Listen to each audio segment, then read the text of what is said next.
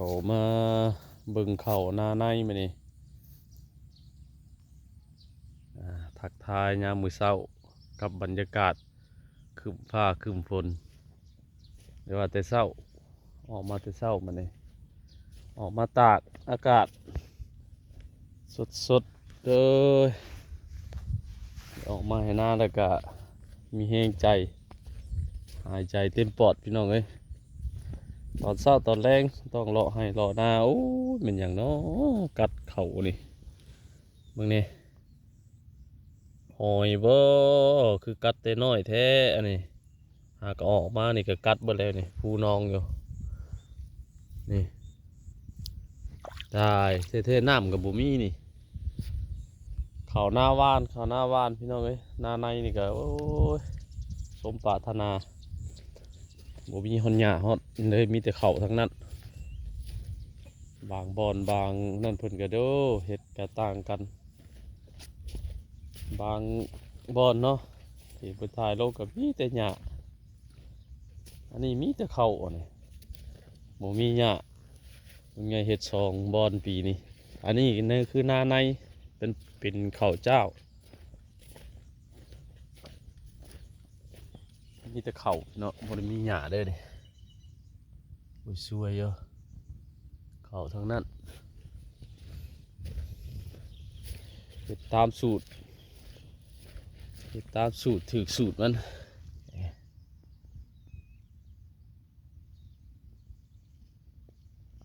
สูตรไผสูตรมันมักไผมักมันนี่สูตรลุงใหญ่นี่เคยเฮ็ดมาเฮ็ด8 ปีเด้อเนาะประสบการณ์ล้วนๆเด้อ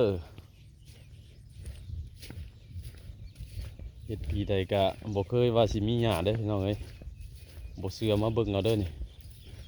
แต่ว่าลุงใหญ่โม่เด้เข้าทั้งนั้นทุกคนว่าฉีดยาบ่ฉีดยาคุมบ่ได้พี่น้องบ่ได้ฉีดยาเด้นี่เข้าทั้งนั้นกำลังขึ้นงามเนาะ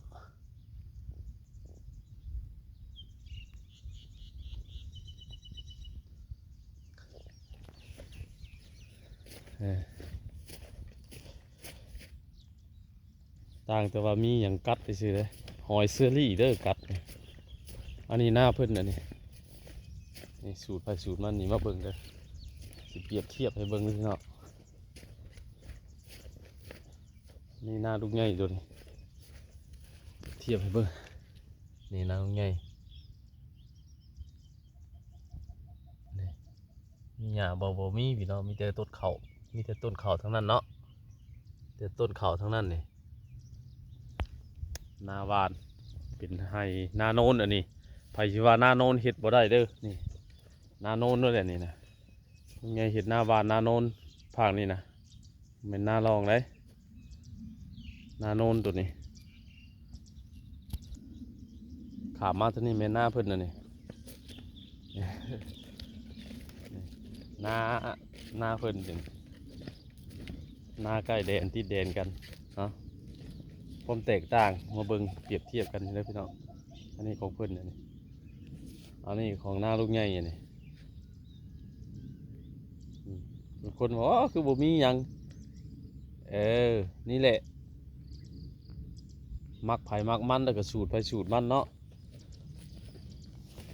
หน้าบ้านนี่หญ้านี่บ่มีเลยหญ้านี่หายากหญ้านี่แต่ว่าสูตรนี้เฮามักไผ่มักมันพี่น้อยของลุงใหญ่นี่ห้างเลยนาเฮ็ดห้างเด้อเฮามอมเฮาเบิ่งทางไก่วันนี้เฮาเบิ่งนี่อันนี้หน้าลุงใหญ่ทางนี้นะสูตรนี้แล้วก็ตัดภาพมาทางหน้าเพิ่นมาเบิ่งของเพิ่นนะเขียวบ่ได้พี่น้องเต็มทุ่งเลยโอ้หญ้าก็มาหญ้าโอ้โนนนะหญ้าเขียวเต็มหมดแล้วของเพิ่นนะขนาดนั้นจักใบนะก้านี่หาก็เป็น3 ใบเลยหาก็เป็น3 ใบเฮาเดียวไปสิก็เต็มทุ่งนาเลยแต่ของลุงใหญ่นี่3 ใบคือกันแต่ว่าเดียวไปบ่เห็นว่าต้นเขานี่แหละมาเปรียบเทียบ เนาะเปรียบเทียบใส่กันแต่ความแตกต่างหากแล้วแต่ผู้มักสิเฮ็ดแบบใดก็เฮ็ดไปเลยแต่ว่าเฮาลุงใหญ่เอามาเปรียบเทียบซื่อๆมาเบิ่งการเข้ากันบัดนี่ของลุงใหญ่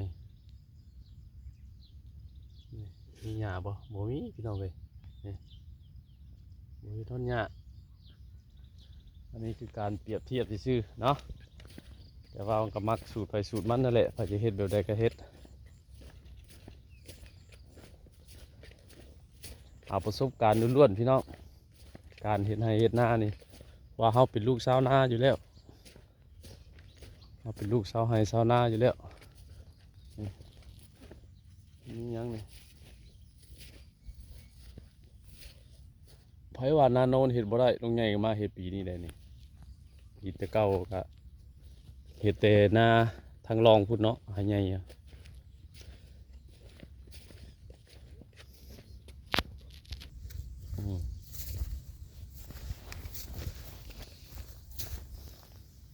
นี่เขาอันนี้แหละนาโนนเนี่ยพี่น้องเอ้ยนาโนนอันนี้นะเนาะทุกคนว่าโอ้ยนาโนนเฮ็ดบ่ได้หญ้าลายอยู่สั่นก็แล้วแต่เฮาจัดการมันอันนี้ก็บ่ได้จัดการบ่ได้เป็นฉีดพืชฉีดยาได้บ่ตรงไงบ่ได้ใส่ยาฉีดมีหญ้าบ่พี่น้องบ่มีนี่ก็บ่ถึงขั้นว่าบ่มีอีหลีแต่ว่ามีก็มันก็บ่หลายบ่ซ้ำเข้าอะนะขอเพียงแต่เฮาเอาเข้าให้มันขึ้นก่อนเนาะเอาเข้าให้มันขึ้นก่อนหญ้ามันขึ้นก่อนเข้าขึ้นก่อนเลยเขามันขึ้นก่อนหญ้าแล้วนี่มีแต่เขา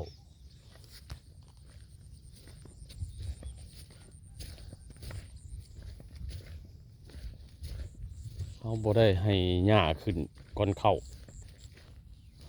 มันก็ได้เพราะว่าเขามันขึ้นปกคลุมหญ้าแล้วมันคุมเมียนเลย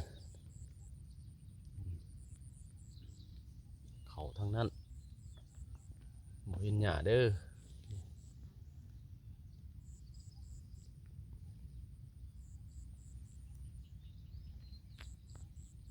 นี่ผู้ทั้งคนเนาะผู้ทั้งคนเพิ่นกาชีไทยก่อนไทยแล้วก็วาดแล้วก็คาดสูตรไปสูตรมันได้ให้นี่เขาไทยก่อนตัวนี้นะไทยแล้วมาวาดแล้วมันเป็นหยังข้อแตกต่างกับอันที่ว่านั่นนี่พี่น้องนี่หาดฟูเลยนี่เห็นปะนี่ล่มแบบนี้เลยนี่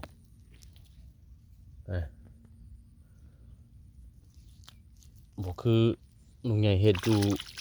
ทางหน้าให้ใหญ่พุ่นทางทงนี่นะมันเป็นดินเนี่ยดินทรายเนาะปลาใหญ่เพิ่นก็เลยแบบว่าอยากเปลี่ยนสูตรเบิ่งอยากเปลี่ยนสูตรจากเฮาเห็ดผาดมาก็คือว่าเฮาไถตัวนี้นะเฮาไถแล้วเฮาก็วานแล้วเฮาจะมาคาดน้ำลังแล้วก็ผลมันก็แบบนี้แหละนี่เขามันจะล่มแบบนี้นี่ล่มเห็นนะต้องมาปักเนาะมันล่มคือหน้าใหญ่เท่านี้บ่ต้องห่วงเลยนะเพราะว่าเฮาใส่สูตรเก่าตลอดทางหน้าใหญ่แบบวานแล้วก็ไถทับ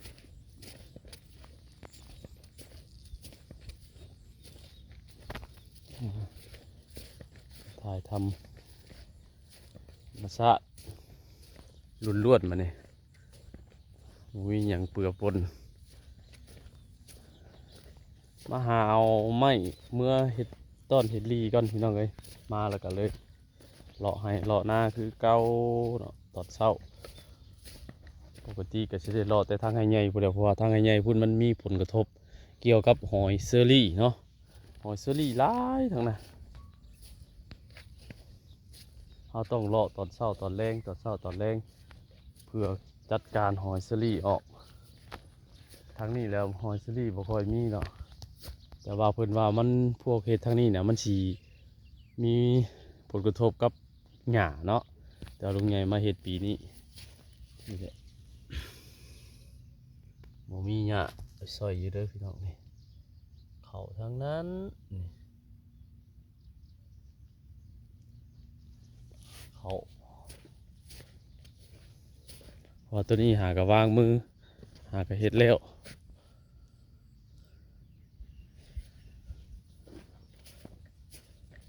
ตัวออกน้ำก็มีตัวท่านได้ออกกันยังอยู่หากะเฮ็ดแล้วนี่เนาะเฮ็ดแล้วแล้วก็ฝนตกใส่ออกท่านได้เบิดออกท่านได้เต็มที่ยังมีหน่อขาวหน่อยังมันอยู่ยังซ่อนอยู่โมเมนต์ว่ามันบ่ออกเด้ออันนี้นะยังมีหน่อขาวซ่อนอยู่นี่ก็ซากอยู่ออกแต่ว่าเพิ่นท่านได้ออกนี่หน่อขาวซ่อนอยู่นะสำนี้เลยพี่น้องเลยสูตรไผ่สูตรมันเห็ดให้เห็ดหน้ากันเนาะเขาบอกกันบ่ได้บอกกันบ่ได้เลยเพราะว่าไผ่ก็เคยเห็ดให้เห็ดหน้านะเขาต้องเอาประสบการณ์จริงมาใช้เนี่ยนาโนนเนี่ยผู้ลงคดก็บอกว่าโอ้ยนาโนนเห็ดบ่ได้อยู่จันมันมีหญ้ามีอย่างเนาะมันก็ต้องมีอยู่แล้วนะหญ้านะพี่น้องเลยเขาเห็ดน้ำขี้ดินเนาะเขาบ่ได้เห็ดน้ำอากาศมันต้องมีหญ้าอยู่แล้วล่ะแต่ว่าเขาต้องให้มันให้เข้านี่ขึ้นก้นหญ้าก่อนแล้วก็มีเอาประสบการณ์วิธีเขาต้องเฮ็ดแบบใดแต่ละปีไปนะเขาเป็นลูกชาวนาเขาต้องปรับเปลี่ยนไปแต่ละปีเนาะปีใดเขาเฮ็ดได้ผลเขาก็ต้องจำเอาวิธีเก่ามาเฮ็ดตลอดโมเมนต์ว่าเขาสิเปลี่ยนเฮ็ดไปตลอดเขาก็ต้องมีวิธีที่เฮ็ดมันต้องได้ผลแหละว่าปีใดปีหนึ่งเนาะแล้วเขาก็จดจำเอาปีนั่นแหละเอามาใส่ผู้ทุกคนเฮ็ดแล้วมีหญ้าปีหนึ่งเนี่ยหลาบเลยบ่อยากเฮ็ดนะแต่การเฮ็ดหน้าหวานมันดีเพราะยังดีเพราะว่ามันประหยัดเนาะประหยัดให้งานเฮาประหยัดค่าใช้จ่ายประหยัดหลายสิ่งหลายอย่างลุงไงเฮ็ดหน้านี่2 บ่อนนี่มีแต่4 มื้อไหม2 บ่อนนี่ว่าง่ายกับ2 บ่อน2 ทุ่งเนาะเฮ็ด2 บ่อนลุงไงเฮ็ดปีนี่นะใช้เวลา2 มื้อบ่หลาย2 มื้อบ่แม่น4 มื้อพี่น้องเอ้ยมื้อทางนั้นก็2ทางนี้ก็2นะใช้เวลาอยู่4 มื้อเฮ็ดนานี่แม่นสำเร็จเสร็จสิ้นล้างรถล้างเก็บเมียนเลยประหยัดแห่งงานเฮาค่าใช้จ่ายก็คำนี่กับน้ำมันนั่น500,000 กีบลุงไงใส่น้ำมันปีนี่เนาะแล้วก็จบแค่นั้นแหละเป็นทีเรียบร้อยตัวนี้เก็บรถเก็บล่างเป็นทีเรียบร้อยรอแต่ผลออกมาบาทนี่มันจะได้รับผลดีหรือว่าจะได้เนาะแต่ว่าตอนนี้ก็เบิ่งภาพโดยรวมนี่ก็ถือว่าโอเคอยู่เนาะทางหน้าให้ใหญ่เฮาบ่เคยผิดหวังมีแต่สมปรารถนาพี่น้องถือว่าโอเคทั้